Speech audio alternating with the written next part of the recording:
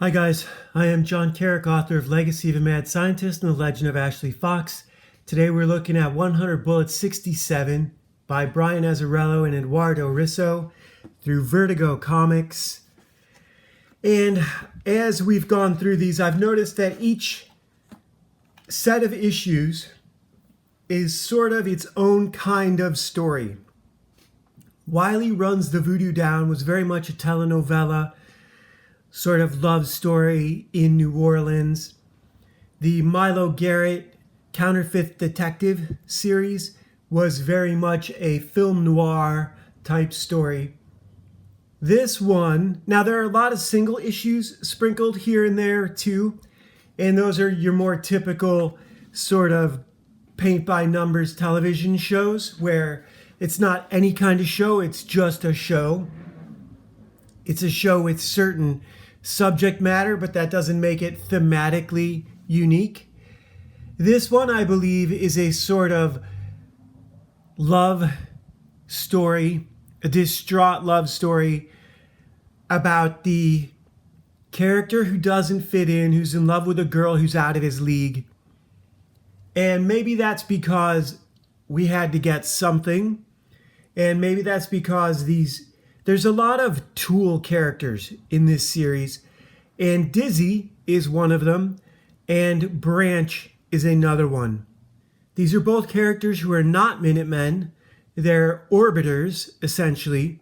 Dizzy started the series when Graves gave her a gun and then put her to work for Shepard, and Branch is the same sort of thing. Graves gave him a gun and told him to kill someone, and he didn't do it. He started investigating who the trust was and what they were about and blah, blah, blah.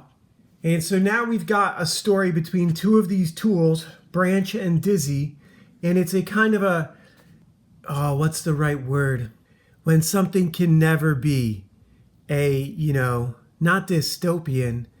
It's a love story that can never come to fruition. I know there's a word for it and I'm spacing on it, so mark this one up as a fail. But we've got Branch down in Tijuana, somewhere El Paso. So what's south of El Paso? Juarez. In Juarez, looking for Dizzy, who he has a photo of from Paris. Benito's there either with him or beside him, which is strange because it was, I believe it was Lono who told Branch to get out of town, wasn't it? No, it was Cole Burns. Cole Burns told Branch to get out of town, so Branch now happens to be standing next to Benito, which is possible, but I thought they were traveling together. I mean, the first read, it really seemed like it, but this entire issue is narration of how much Branch is in love with Dizzy and how much he wants to rescue her from herself and the evil fish, the sharks swimming around her.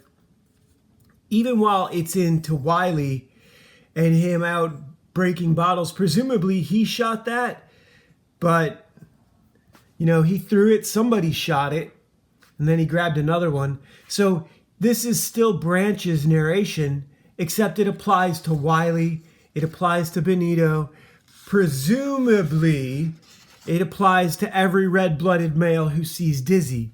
But I don't find Dizzy to be all that much, she's just a gangbanger girl. I like tomboys more than, she's no Claudia Schiffer, but Claudia Schiffer would be out of her element in this situation. If you had a tomboy Claudia Schiffer, which I suppose would be Stacy Keibler, she's the perfect girl.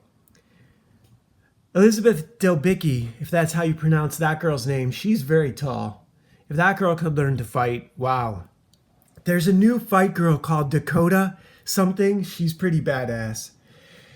This is an interesting bit. This is Benito, still Branch's narration, but it could apply to Benito too. Benito's going through this little town. Branch is not next to him, so they're not traveling together. He buys this cat off of these boys that are tormenting it for $10, gives it to an old lady peeling potatoes with a knife, and she protects it from the boys, which is an interesting little bit. This is a cute comic book. But this isn't this style of story is its own unique thing.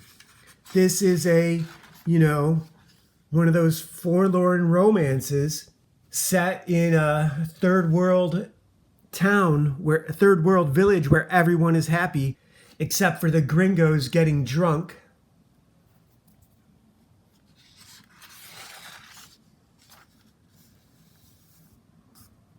I want to kind of talk right past this page because it's just, Dizzy getting drunk.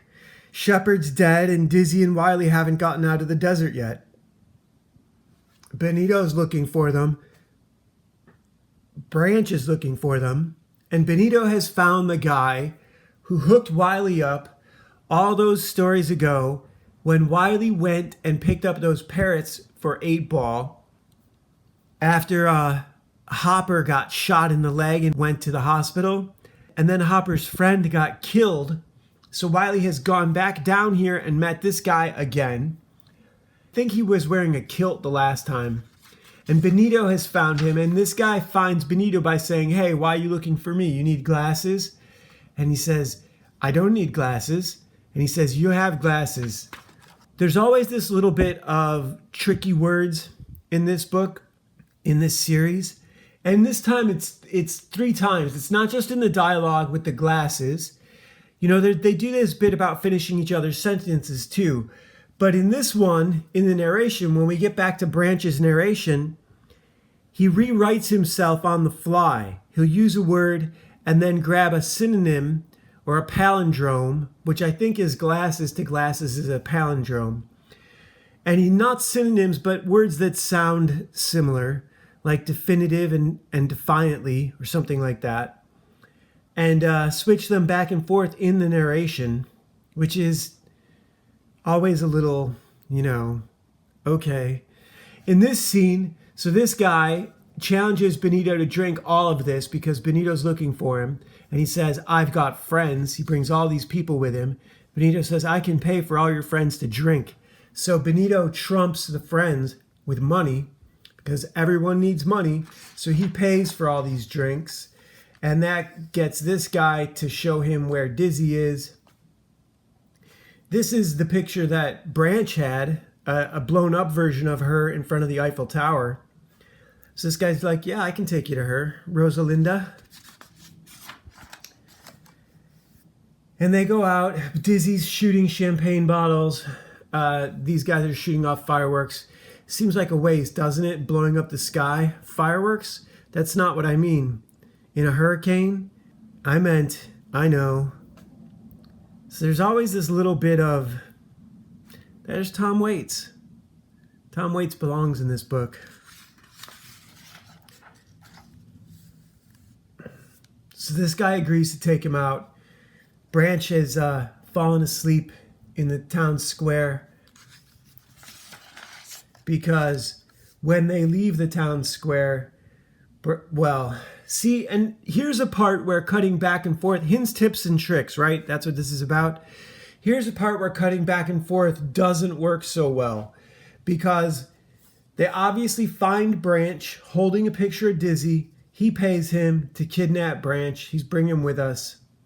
But we cut to her, so we don't quite get, when he wakes up to a picture of Dizzy, what's going on.